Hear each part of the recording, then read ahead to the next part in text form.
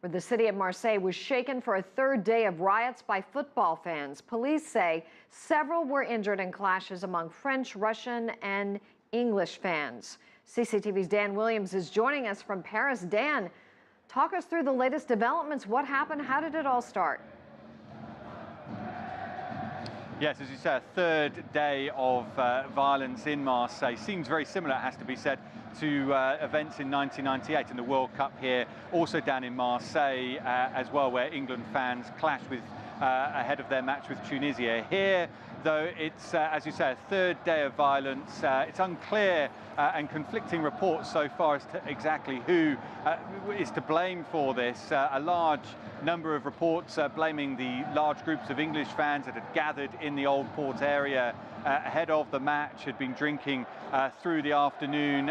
Other reports saying that, claiming that well-organised groups of Russian fans were indeed to blame. What is clear, though, is that the sickening images that we've seen across the TV screens across the world really are quite horrific. We've seen fans lying on the floor being kicked. We've seen other fans laying motionless on the floor while punches continually rain down. We've seen chairs being smashed over the heads of supporters. Added to that, of course, we've seen repeatedly the police using tear gas repeatedly. We've also seen the water cannon dispersed as well. And it really has to be said that Marseille really does look more like a war zone ahead of the game, and certainly nothing to do with fans gathering and looking forward to a game of football. We also understand that there were a number of clashes in the build-up towards the stadium as well, and we're hearing the breaking news reports of further clashes after the match. Associated Press reporting that Russian fans are currently attacking England fans at the stadium. So all of that really makes for a very unsavoury couple of days in Marseille, and of course it's left, we understand, according to authorities, more than 30 fans injured, as well as one English fan seriously injured, and a lot of headaches now for organisers, a lot of questions to solve. So, Dan, the clashes are coming as France remains in a state of emergency following the terror attacks last year. Are authorities going to be really hard pressed to do their job?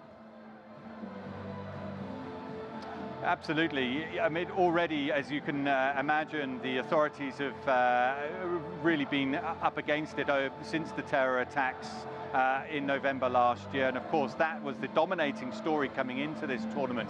It has to be remembered that France remains in a state of emergency, and certainly the security forces very much stretched, exhausted from that effort, and now of course having to confront this. But of course the authorities here, the security forces of some close to 100,000 personnel would have been prepared for events such as this. We saw the water cannon being dispersed, and that of course very specific to the hooligan threat. There will be, though, concerns not only about this ongoing violence that's taking place in Marseille, but also for the future matches. Wales take on England in Lens later this week, and of course that's a town that has a population of 36,000 people. That is supposed to swell by 100,000 Brits, so there really will now be a lot of concern as to whether this will now become a repeated topic throughout this tournament. As I say, both for organisers here in France, the authorities, the security personnel,